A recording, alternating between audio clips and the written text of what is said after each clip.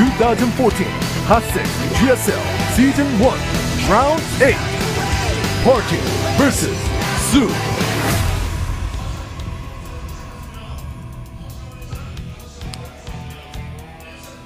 All right. So, you know, they aren't cross spots, so that's going to help Parting out a little bit, I would say. What do you think, Tasis? I think Parting has to have some pretty sneaky build here, some never-before-seen stuff like that we saw in game number 2, or Sue is just going to win. Sue just seems to be very comfortable against Parting. It's funny how this happens sometimes. You know, Parting was probably the fan favorite. Probably if you're a betting man, you go for Parting. But then you really have to look at the situation. I mean, these guys train together. Nobody's more comfortable against Parting than Sue. And imagine the number of conversations they've had together when Parting was preparing against another Zerg. That's very true. You know, where he's saying, well, look, and Sue giving him the insight as to what he thinks, you know, what makes a Zerg weak here and there. Really, I feel like Sue has Parting's playbook. And that's why, now the good thing for Parting's sake is that Parting is actually a very clever player. Indeed he is. He's not a robot. He can definitely pull the wool over your eyes, that's for sure. So, you know, he might have some sneaky stuff, but definitely judging from the first 2 games, you got to think Sue's, you know, got his eyes peeled for that. Well, you know, he's been drone scouting a lot. He's kind of been on top of everything. Even the game that he lost, he knew exactly what Parting was doing, just couldn't stop it. So that's going to be a trend that I think we see continue out of Sue. So the probe's now coming up here, and it's going to get inside the base, see that everything is going pretty normal for Sue. All right. I mean, not much you can really see here, but you do need to get that probe out just to at least know the starting location. Sue's going to get his third base up here. Everything is very textbook so far.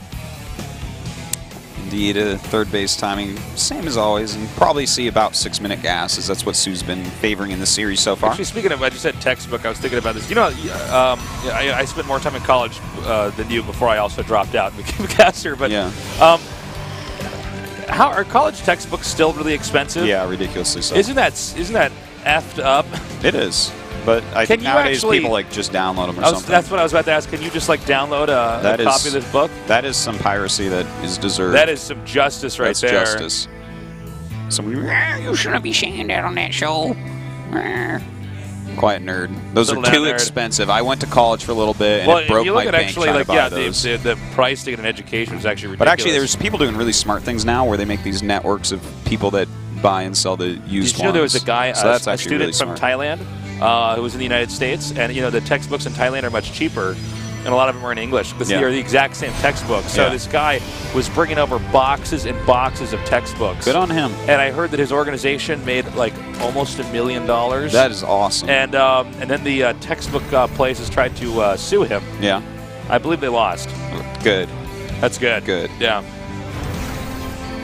It's like, but if you bring these books in here, how can we screw over these poor students? I know. It's so sad. Ugh. What was the most expensive textbook you ever bought? Oh, dude. Let me think. I swear to God, there was one I bought that was like $300. I'm not even kidding. It was like absolutely insane. That's so crazy. It was nice because I was a philosophy major, and philosophy textbooks just don't cost anything because it's just, you know, it's basically a book you could buy in a bookstore. But there were a couple textbooks I had that were just absolutely insane. I mean, for a book, okay? Like it's absolutely. What is the most expensive textbook you ever bought? Well, I went to like a community college, so it was cheaper still. Yeah. But like, I think I got a math textbook once that was like $100. Oh, isn't that not absolutely ridiculous? It's just so crazy. I think I'm right about the 300. I remember there was just one textbook where I'm like, what? Are you kidding me? I had to call my mom. I'm like, Mom, I don't know what to say. There's no used textbooks here. It's painful. All right, so he gets the Overlord out of here. Yeah, Zap. that kill is actually really nice. It gets it with the Sentry, and his Phoenix doesn't have to waste any time. Because normally you're going to have to wait till your second Phoenix goes over to kill that one. So, but you know what? Sue has gained a good amount of information here. Going to throw up some Spore Crawlers for now. And I do wonder what... I think he's just going to kind of do his same thing. Go into Hydra Tech probably, and then Aspire a little bit later on. Okay, so the Phoenixes are just going to snipe down a few drones. They get there a little bit quicker again because that Sentry did get the Overlord. allows the Phoenixes to pick up momentum, and especially when it comes to Phoenix harass, momentum is key. If you start to get a few drones here and there, you know, let's say 5 seconds earlier, makes a big difference. Well, he's adding some extra spores, and that's one way to really help to deal with this. You know, it can be very annoying against Phoenixes. If you have 1 spore, good Phoenix users still pick up so many drones, kill overlords, catch a queen here and there. Can't really let that happen. I do like the Zergs that like to go for 2 spores. Like, they don't mess around. Probe now coming up here, and he's going to take a third. This is a solid build. Get that cannon up, wall it off in between the Nexus, 2 pylons and a gateway. Meanwhile, Zerg's back at home, defending. And, you know, the Hydralisk desk. Whoa. Then, I'm in that school mode, thinking about school right now. Yeah. If you were like, okay, here's a question. If you were like a millionaire, like let's say multi-millionaire, and you had the opportunity to just, you're like, well, you know what, I just want to, you know, I want to get a PhD in like glaciology, or, you know, I want to, you know, just go study stuff. Would you ever do that? Just like go back and just like learn something that you were interested in? I would like to. Because you're now like so rich, you could just like go to school forever or something? Well, I see what you're saying. Like, I really like to learn. I don't know that I would do that, though. I think my life wouldn't change too much. Yeah. To be honest, I would still be casting StarCraft. And yeah, maybe it's not quite as much, but like, it'd still be in esports for sure. But oh yeah, for sure. I mean, it's an interesting question. I guess I'd have more time for other pursuits. Yeah. So maybe, I'm not sure. Or travel or something. Okay, so we have the Zerg's 4th now coming down here at the bottom left. Now, due to the way this map is set up, normally the Protoss just keeps pushing towards the Zerg's main. Oh my God! What? Wow! Yeah. Nice. Wow! I thought he was going to lose one of those. He's like, no, you know what? He'll have at least 8 hit points here. I'll be fine. I'm not going to waste 50 energy on a force field. Hits. Yeah. Gave himself plenty of time. So this is kind of interesting. We have 2 Stargates, and he is still making Phoenixes, but he's also going Robo. So it's not like that the first game we saw. Oh, he busted. Okay. Now, what we saw there was Parting was banking Phoenixes. He was pulling the Phoenixes in the corner because he wanted to catch his opponent off guard. Now, for some reason, Parting wasn't able to move those Phoenixes away in time. Yeah, that was a bit kind of unacceptable. Yeah, a little bit. Kind of a funny thing, he has 10 Phoenixes once again, like we saw before. But he's got that Robo as well. It's interesting, because obviously Phoenixes, like, if it's in a very big battle and there's not too many Hydras, they can really swing a battle into your favor. Especially if you're going from the side and not straight on. Yeah. Where less Hydras can actually shoot at them. So it's kind of an interesting composition now that he's not just walking in the natural with it. I'm very excited to see how it does. I'd like to try something like that out if this works out well. 12 Corruptors on the way. Wow. That is many Corruptors. Mana. Some Mutas as well. So he is going into the same strategy that we saw before. This time, Parting cannot lose his Phoenixes, though. Yeah. If he loses like 7 Phoenixes... Time, it was really about the Phoenixes getting zoned to the right side. He just did such a good job with the Corruptors, and then he even had the Hydras come in, too, and start pushing. Lost all those Phoenixes, and then it was just so easy for Sue to close it out. Void Rays being produced, so as long as he doesn't get out of position with all his units, he's definitely getting a composition that's going to be extremely hard to kill as Zerg. Oh, spotted that base. We'll have to see either like Infestors or Vipers with this. This is basically the same game again, but this time the Protoss so far is erring on the side of caution. Nice Zealot harass, by the way, over there. Yeah, that's actually very nice. I like that quite a bit. It's going to force him to react over here, bring his Mutas over. And that means that he might be able to get a little bit more damage on the Phoenixes, but it looks like he actually flew home with those. I'm actually very surprised he flew home at that moment. Maybe he thought the Mutas were headed towards him because they didn't hit the Zealots too quickly. Because I feel like if you're going to harass there, likely what's going to be sent is Mutas, so you can harass elsewhere with the Phoenixes during that same moment. Anyways, he is grabbing his Fleet Beacon, getting Charge and Colossus as well. Wants to be careful not to overmake Colossus this time. Against a composition like this, how many would I want? I think, to be honest, like maybe 2. Because they're only going to really hit Zerglings. Yeah, it's really about getting that first few volleys off. Just enough to clean that up. Exactly. And, you know, from there, excuse me, they could be... I mean, I don't want to say expendable, but it's okay if they're gone. Yeah, you know? They're just there for the splash damage on the mass Zerglings that they're sinking their minerals into. You don't want to overmake them because, of course, the Corruptors are going to just have a very fun time killing them off. And he starts a third one. It's not against the law or anything. He can start a third one if he wants. Wow, more Phoenixes coming up here. Well, he's about to Phoenix have this, range. Yeah. Yeah, it's about halfway done. You can micro them against Corruptors with that. So we may see just some very heavy micro with the Phoenixes trying to kill everything, because they actually can. Like, over time on a map this big, they could end up picking off every single unit that Su has. Which means we're probably going to need to see an Infestor from him. When he sees how many Phoenixes are, I think we will see that infestation. And if he gets a few fungals, off, then you know what? He's going to be in good shape. Now, this is the game. This is the way the game previously should have gone if they both played perfectly, but Parting just got out of position here. Now, also note, the Protoss is taking a 4th base. But after this base over here, Protoss really can't expand. The way the map's shaped, the upper left is not really an option. I mean, it could be, but it's not. I mean, he's going to have a lot of cannons there and have an army that can cover that very easily. So, theoretically, if the Zerg just doesn't make any mistakes, and this game goes on for a long time, Zerg's fine. Well, right now we do have these Hydras coming up for a little bit of harassment on the 3rd base. We have a lot of harassment here actually at the natural, but the Phoenixes are coming. Okay, now the Phoenixes are trying to kite right now, but meanwhile the Mutas are just going to do a lot of damage to those probes. Protoss again still behind in supply here.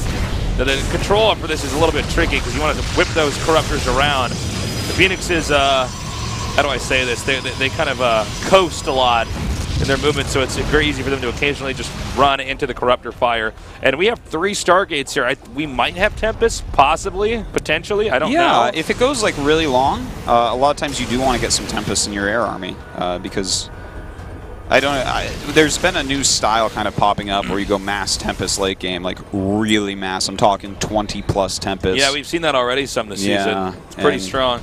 It definitely can be. I don't know if it's good on this map, though. Is he not overmaking Phoenixes? I think he is. If we see, like, if he just makes 2 Infestors or something, that would be so strong. Or an Ultralisk would be good, too. In fairness, he hasn't made that. Yeah. Uh-oh. Now, is he going to get the Zerg zoned out here in a bad spot? Well, he's starting to whittle this down a little bit, at least. Top 3 control. Is that what we're watching? That's what we're watching, easily. Now, you know what? Actually, the Zerg might get stuck up here. This is still a massive fleet of Mutas and Corruptors, so they can still do damage. And in fact, he's got 28. I don't know why he's bringing the Colossus, rather. Yeah, what is that? Colossus probably. Well, maybe it doesn't matter if he even targets that, because then the Void Rays and Phoenixes can wreck everything. Ooh, he needs a target on those Void Rays, actually, on Corruptors. Okay, he does there at the end a little bit, at least.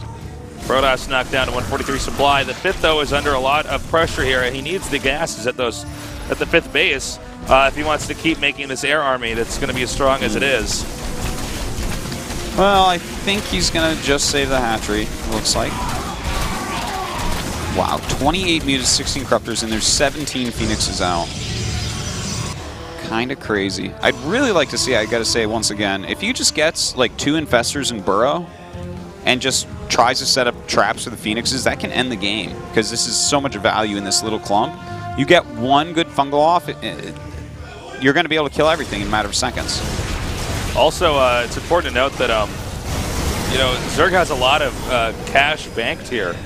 Yeah, that's 4th true. isn't up and running. I mean, 1 solid attack here from the Zerg, and even if he loses a big amount of his army, I mean, look at that. He could make 16 Mutas. Let's say he lost all the Mutas, 16 right there. Bam.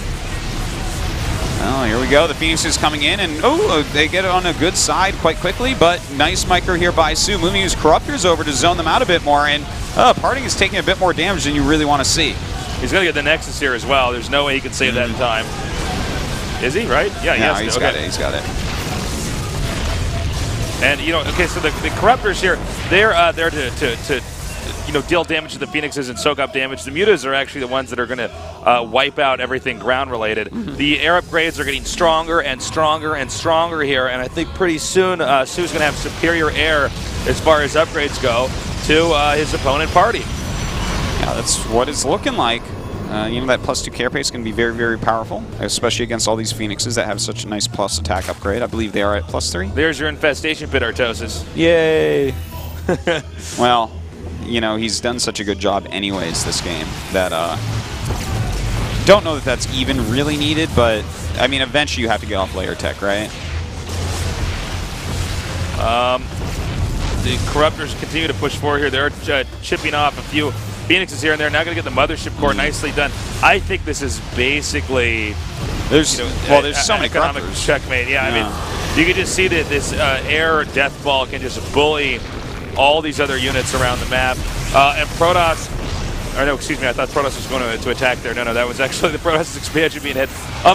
Look, this is just really bad for Party, and I think this is almost to the point of no return. If he gets this Nexus here, I don't know what on earth his opponent can do.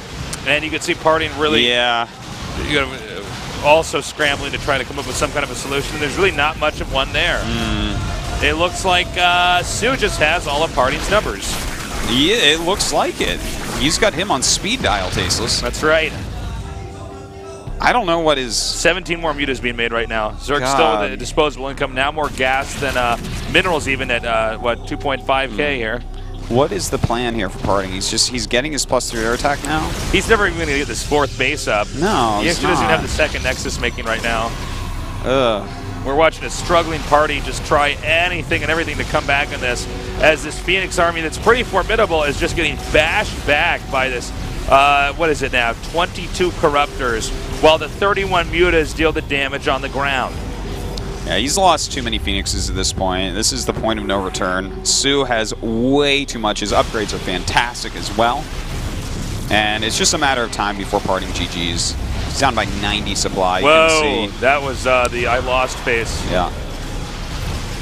Not too happy about this. You know, he still hasn't won his GSL. And he's someone that we've been talking about forever. He's going to win one. It's going to happen. It should, right? But sometimes over the course of eternity, Parting wins at least one GSL. Over the course of eternity. What, he's getting the cybernetic score now? I mean, Party knows he's dead. It's just, hold on, maybe this Archon attack will do it. Yeah, maybe these guys go all the way across the map and wipe out Sue's bases, and he never never responds. Yep, and he doesn't notice. He doesn't notice because he's so busy microing his air army in the upper right, and then when he gets back there, he finds out he only has one structure left, and then it dies. GG. What an amazing world we would live in. Something like that could ever happen. Well, guys, this isn't the most epic ending here. It's actually kind of sad to watch. But, you know, it's good to see that the Zerg still have some presence here. Indeed. It's going to be a PvP and a it's going to be a PvZ finals. Yeah, no matter what. Huh. Well, PvZ finals are normally quite good. Yeah, indeed they are. Yeah, they really are. So, I think TVZ finals overall have been our best finals. I think that's the kind of the classic StarCraft match. It is the classic match, yeah. It's probably the best match in the game. Everyone really likes it to watch it and whatnot. And, you know, tonight I do want to say that was a better match than this one, I thought, as far as entertainment value goes, and even level of play. I thought that they played a bit better than these two have. So. By the way, Sue did check all over the map to see if there's any additional bases. Yeah, there's 2 probes out. Who knows where? Physically, basically impossible for the... Yeah, there it is. GG. All right. And Sue did it. 3-1. Nicely done, man. Yeah. Wow. Well, he'll be going into that semifinals to face off against Life in ZVZ.